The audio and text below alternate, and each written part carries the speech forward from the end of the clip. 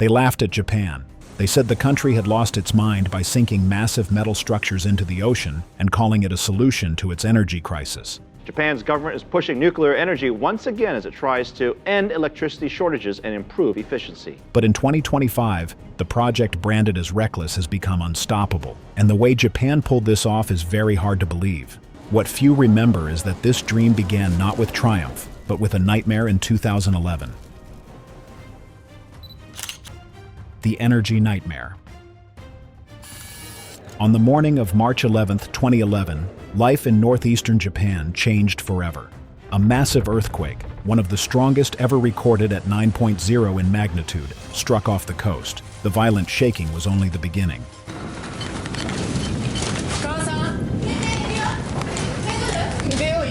Within minutes, a wall of water more than 40 feet high surged toward land. Entire towns were swallowed, cars and homes were tossed aside like toys, and thousands of people fled with only seconds to spare. At the Fukushima Daiichi nuclear power plant, the situation quickly spiraled into a nightmare. The tsunami waves crashed over the plant's seawall and flooded the emergency generators. These generators were the last line of defense meant to keep the reactors cool in case of a failure. Without them, the nuclear cores overheated. Explosions ripped through several reactor buildings, sending huge clouds of radioactive material into the air.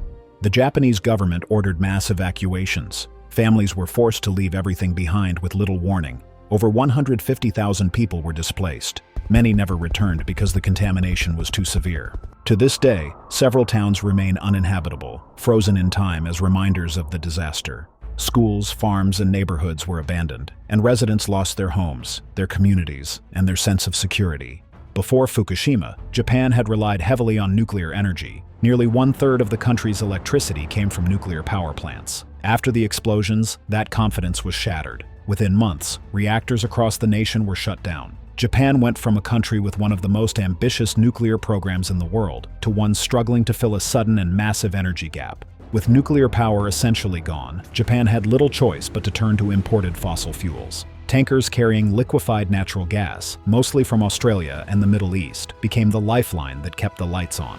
This dependence created a new vulnerability. Japan was now at the mercy of global fuel prices and supply chains, leaving its economy exposed to risks it could not control. Ordinary citizens felt the consequences in their daily lives. Rolling blackouts became common in some regions. Electricity bills rose sharply, putting strain on families and businesses already recovering from the earthquake and tsunami. Fear of future shortages spread across the country. People worried whether Japan could ever achieve energy stability again. The images from that time were heartbreaking. Families who had lived for generations on ancestral lands had to abandon them overnight. Farmers were forced to slaughter animals they could no longer feed or sell because of radioactive contamination. Children went to school wearing radiation monitors, and parents feared that their kids would never grow up in a safe environment. The Fukushima disaster left a scar that was not only physical, but also emotional and cultural. Confidence in the government's ability to keep people safe was badly damaged. In the years after Fukushima, Japanese engineers and policymakers faced a problem that seemed almost impossible to solve.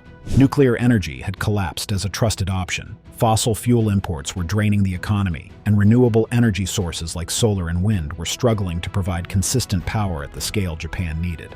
Out of this desperation came an idea so bold that it made the world laugh at Japan. Japan would turn to the one resource it had in abundance, the powerful ocean currents running along its coast. The audacious plan to harness the ocean. The Kuroshio Current became the center of this vision.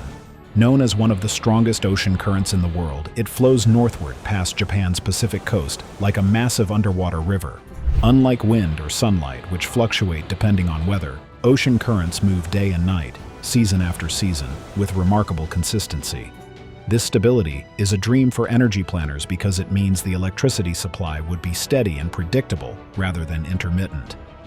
If Japan could capture even a fraction of the Kuroshio Current, it could secure a new and reliable energy source for decades. The idea was straightforward on paper, but radical in practice. Japan would sink massive turbines into this current and let the force of moving water turn giant blades to generate electricity. Instead of filling land with solar panels or covering hillsides with wind towers, the country would build its power stations under the sea. These turbines would not be seen from the shore and would not take up precious space on land, making the plan politically appealing in a crowded island nation. Early studies suggested that the Kuroshio current contained staggering potential. Analysts estimated that if even part of the current could be harnessed, it could provide up to 200 gigawatts of electricity. That number was more than Japan's entire national demand, meaning the current alone could theoretically power the whole country and still have energy to spare. For politicians, this vision became more than a technical plan. It was a symbol of recovery after national tragedy. Newspapers framed the concept as a chance for Japan to lead the world in a new kind of renewable power. The ambition was breathtaking, but it also sounded unbelievable to many. Before the first turbines were ever lowered into the sea, critics were already lining up. Mockery, blackouts, and the 2018 Hokkaido tragedy. From the start, Japan's plan to sink giant turbines into the ocean was treated as a national joke. Commentators laughed that the country had lost its mind and was wasting money on fantasy projects at sea. Business columnists sneered that Japan was chasing a dream fit for cartoons, while the rest of the world built practical solutions like wind farms and solar grids. International critics were even harsher, declaring, "Japan wants to power itself with invisible machines in the deep ocean, but it cannot even keep the lights on during a storm." Critics immediately turned to the 2018 blackout. In September that year, before dawn, a powerful earthquake struck Hokkaido. Measuring 6.7 in magnitude, it shook the island hard enough to topple homes, while landslides buried entire communities. But the true disaster came when the Tomato Atsuma thermal power plant, which supplied almost half of Hokkaido's electricity, was knocked offline. In an instant, the entire grid collapsed. All of Hokkaido went dark. More than 5 million residents lost power. Trains stopped on their tracks. Traffic lights went out, throwing intersections into chaos and creating massive gridlocks. Families were left in freezing apartments with no light, no heat, and no way to keep food from spoiling. Hospitals switched to emergency generators, but some ran dangerously low on fuel. Doctors were forced to work by flashlight, fighting to keep patients alive as machines began shutting down around them. The blackout took lives too. One of the most heartbreaking cases was a young girl in a hospital who relied on a ventilator to breathe. When the power went out, her life support system failed. The backup generator could not keep her machine running long enough. She died in the dark, and her parents could only watch helplessly as doctors tried to keep her alive with equipment that no longer worked. On the roads, another tragedy struck. A middle-aged truck driver was caught in one of the massive traffic jams created when traffic lights failed across the island. Cars stretched for miles, locked in lines with no escape. The driver was forced to sit for hours in the sweltering cab, with no way to move and no immediate access to medical help. He suffered a fatal heart attack while trapped in the jam, and by the time rescuers finally reached him, it was too late. His death shocked the nation and stood alongside the ventilator case as proof that when Japan's power failed, it did not just inconvenience people, it killed. The tidal turbine project became an easy target in the aftermath. Politicians and commentators pointed straight to Hokkaido. They said Japan had no business pouring billions into sinking machines in the ocean when people were dying on highways and in hospitals because the national grid was so fragile. Online forums were even crueler, with commenters saying the only thing Japan's ocean project was powering was the laughter of the world. Yet even with the sting of that humiliation, Japan's engineers refused to back down. Away from the headlines, they began preparing their first real step into the ocean. First steps: sinking the pilot turbine. In 2021, Japan finally moved from theory to practice. The country launched its first real experiment with ocean current power by installing a prototype turbine known as the AR-500. This was a pilot device, built to test the technology on a limited scale before attempting larger deployments. The AR-500 could generate 500 kilowatts of electricity, enough to supply a few hundred homes, but far below what Japan needed nationwide. It was never meant to solve the crisis on its own. Instead, it was a learning tool placed in the Nauru Strait to prepare engineers for the much bigger goal, tapping into the Kuroshio current, which held the potential to generate as much as 200 gigawatts of power. While modest in size, the AR-500 represented a critical first step toward that ambition. The team began by placing the turbine in the Nauru Strait, a narrow body of water in Japan where ocean currents are strong and steady. Choosing this location was strategic. The strait offered powerful enough water flow to turn the blades consistently, but was also close to shore, which made it easier to connect the device to monitoring equipment and carry out repairs. The AR-500 worked on the same principle as a wind turbine, but instead of blades turning in the air, the blades were turned by the force of moving seawater. Ocean water is about 800 times denser than air, so even a relatively slow current carries a tremendous amount of energy. This density allows water-driven turbines to generate more power with smaller blades compared to wind turbines. However, it also means the stress on the equipment is far greater, which is why the pilot was essential to test durability. One of the biggest engineering challenges was anchoring the device. On land, a wind turbine can be bolted to a solid foundation. In the ocean, the seabed is uneven, shifting, and constantly subjected to enormous forces from tides and storms. Engineers had to design a mooring system strong enough to hold a 300-ton structure steady under extreme pressure. They adapted techniques from offshore oil rigs, which have decades of experience in deep-water anchoring. Thick steel cables were driven into the seabed, while floating platforms kept the turbine suspended in the strongest part of the current. Another challenge was corrosion. Saltwater is one of the most destructive environments for machinery. Metals rust quickly, and moving parts can seize up if not protected. To fight this, the turbine blades and rotors were coated with special anti-corrosion layers and made from composite materials designed to resist both rust and the growth of marine organisms. Without these measures, the blades could quickly become encrusted with barnacles and algae, a problem known as biofouling, which reduces efficiency and can damage equipment. The AR-500 was also connected to a network of sensors. These sensors measured water flow, blade rotation speed, pressure on the anchors, and vibration levels inside the machinery. All of this data was sent to monitoring stations on shore. This constant feedback was critical because the engineers wanted to know not only whether the turbine produced power, but also how it survived weeks and months of non-stop operation in a harsh environment. Once the turbine was installed, it began generating power successfully. The electricity output was limited, enough for only a few hundred homes, but that was never the point. The pilot was designed to answer key questions. Could the structure survive heavy storms? Could the blades turn continuously without breaking? Could maintenance crews access the machine safely? And most importantly, could the system provide stable, predictable electricity without major interruptions? The results were promising. The AR-500 demonstrated that ocean turbines could generate reliable power under real-world conditions. It also gave engineers valuable lessons. They learned how the anchors shifted during storms, how the cables wore down over time, and how often the turbine would need maintenance. Each problem revealed by the pilot became an opportunity to strengthen the design for the larger turbines that would follow. But moving from a small pilot to full-scale turbines was a different challenge altogether. The moment Japan tried to scale up, the problems multiplied, and the wave of mockery came crashing back. Setbacks and intensified mockery. The first issue was cost overruns. Installing turbines in the open ocean was far more expensive than engineers had projected. Every stage, from transporting heavy equipment to hiring specialized ships and divers, cost millions. Building a turbine that could survive constant exposure to seawater required advanced materials and coatings that drove prices even higher. Then came wear and tear. The pilot had already shown how corrosive and punishing the sea could be, but larger turbines suffered in ways that calculations had not fully predicted. The anchors shifted more than expected during storms, which meant expensive repairs. Cables that carried power back to shore began showing damage earlier than planned. Even the turbine blades, designed with anti-corrosion layers, developed cracks from the enormous pressure of fast-moving currents. The most visible failures came when early larger prototypes were placed in rougher waters. Some turbines experienced mechanical faults within months. Bearings wore out, gearboxes jammed. In one case, a machine broke free of its moorings and had to be salvaged at enormous cost. Crews had to mount rescue operations with cranes and barges, spending millions just to haul damaged equipment back to shore. Each of these setbacks was amplified by critics. The press was merciless. Headlines mocked the project as a sinkhole for taxpayer money. Commentators compared the ocean turbines to submarines that do nothing but eat cash. Business analysts asked why Japan was sinking structures when offshore wind is cheaper and proven. The laughter that had followed the plan years earlier now returned even louder, armed with fresh evidence of failure.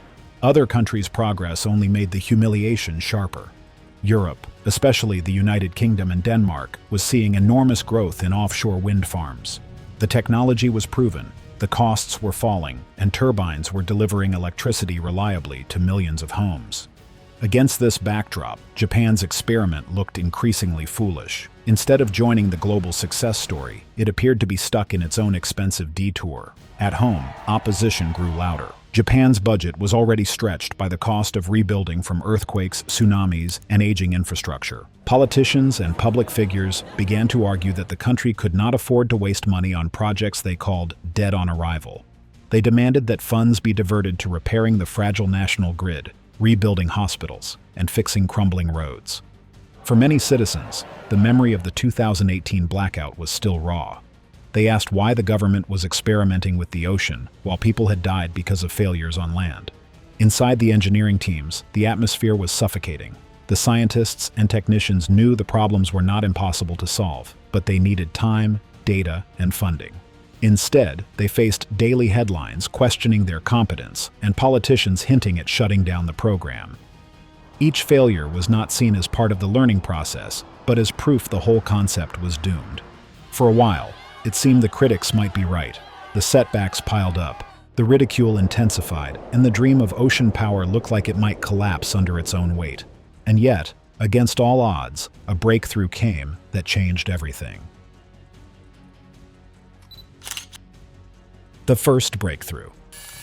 By early 2025, after years of frustration, Japan finally made the leap from small-scale experiments to something that truly mattered. The nation installed its first megawatt-scale tidal turbine, known as the AR-1100 in the Nauru Strait. Unlike the earlier pilot, which had been little more than a proof of concept, this machine was designed to show the world that tidal energy could work at a national level. The AR-1100 earned its name because of its capacity, 1.1 megawatts. A single megawatt is enough to supply hundreds of homes with electricity, and this turbine promised steady, uninterrupted output.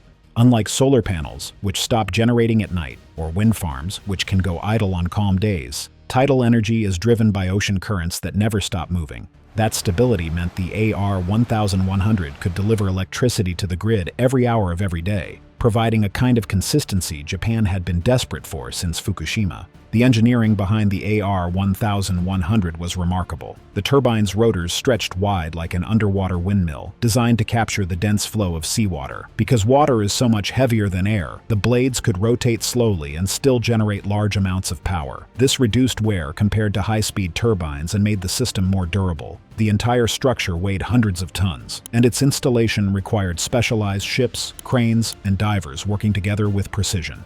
Anchoring it was a challenge in itself. The currents in the Nauru Strait are powerful, and storms often sweep across the Pacific with devastating force. Engineers used mooring lines similar to those developed for offshore oil rigs, embedding massive anchors into the seabed to keep the structure steady. Once the turbine was in place, the next test was connecting it to the grid. A heavy-duty submarine power cable was laid across the seafloor, linking the turbine directly to Japan's national electricity system. This connection was historic. For the first time, power generated from an underwater current flowed into homes, businesses, and hospitals across Japan. What had once been dismissed as science fiction became visible in real numbers on the grid. When the system went live in February 2025, engineers on shore watched as the meters ticked upward. The AR-1100 was generating at full capacity, delivering steady electricity day and night. For the teams who had endured years of ridicule, it felt like vindication. But the true revolution came not just from the installation itself, it came from what happened next. From ridicule to revolution and the future of an ocean-powered Japan. The turning point came in mid-2025 when Japan's Ministry of Economy, Trade and Industry, METI, formally certified the AR-1100 as a grid-worthy renewable source. The media, which had once ridiculed the project, flipped almost overnight. Headlines that had mocked Japan for chasing fantasies in the sea now ran stories about Japan's ocean revolution. Commentators who had laughed at the idea of giant turbines underwater began comparing the breakthrough to Japan's proudest engineering achievements, like the Shinkansen bullet train. Public opinion also shifted. For years, ordinary citizens had grumbled about money being wasted offshore while blackouts struck at home. But with government certification and news coverage celebrating the achievement, many began to feel pride instead of doubt. Investors noticed the shift as well. Venture capital firms that had avoided the project began pouring money into marine renewable companies.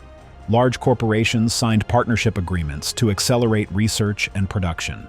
Shipbuilders saw opportunities to expand into turbine transport. Material science companies invested in new anti-corrosion technologies. The success of one turbine had unlocked a wave of economic activity across multiple industries. The technological benefits spread beyond energy. The engineering solutions developed for the turbines began influencing other fields. Advances in underwater robotics, used to inspect and maintain the turbines, improved Japan's capabilities in marine exploration and deep-sea research. New alloys and coatings designed to resist saltwater corrosion found applications in shipping, defense, and construction. The future possibilities are enormous. If Japan expands beyond a single turbine and builds full arrays, entire regions could be powered by ocean currents alone. The implications for agriculture are clear. Reliable, cheap electricity can drive large-scale desalination plants, giving farmers a new source of fresh water and increasing food security. In healthcare, stable power would protect hospitals, ensuring life support systems stay running, even during crises. For climate policy, the breakthrough could be decisive. Japan has long been criticized for its heavy dependence on imported liquefied natural gas and coal. With tidal energy scaled up, the country could slash those imports, cut carbon emissions, and move closer to carbon neutrality. That would not only protect the environment, but also shield the economy from fluctuations in global fuel prices. Economically, Japan could become the Denmark of tidal energy, exporting not just turbines, but also the expertise to install and maintain them. This would strengthen its global standing and provide leverage in international negotiations, particularly with developing nations eager to adopt clean power. Countries like Chile, with strong coastal currents, or island nations vulnerable to climate change, could adopt Japanese technology. Each installation abroad would reinforce Japan's role as a global leader. Most importantly, scaling tidal energy could give Japan true resilience. Future earthquakes or typhoons would no longer paralyze the grid the way they once did. A diversified energy system, with currents providing a constant baseload, would mean blackouts are less likely to spiral into national crises. The tragedies of Fukushima and Hokkaido would not be forgotten, but they would not be repeated in the same way. Now that Japan has proven turbines can survive, operate, and feed the grid, the path is clear. The next frontier is moving from controlled straits into the Kuroshio itself, where the true scale of this revolution will be unleashed. And once Japan masters the Kuroshio, it will not stop at its own shores. The same technology could be exported worldwide, bringing clean and constant energy to nations with powerful currents of their own, from Southeast Asia to South America. What was once laughed at as a doomed fantasy has become Japan's unstoppable path forward, proof that persistence, tragedy, and vision can rewrite history.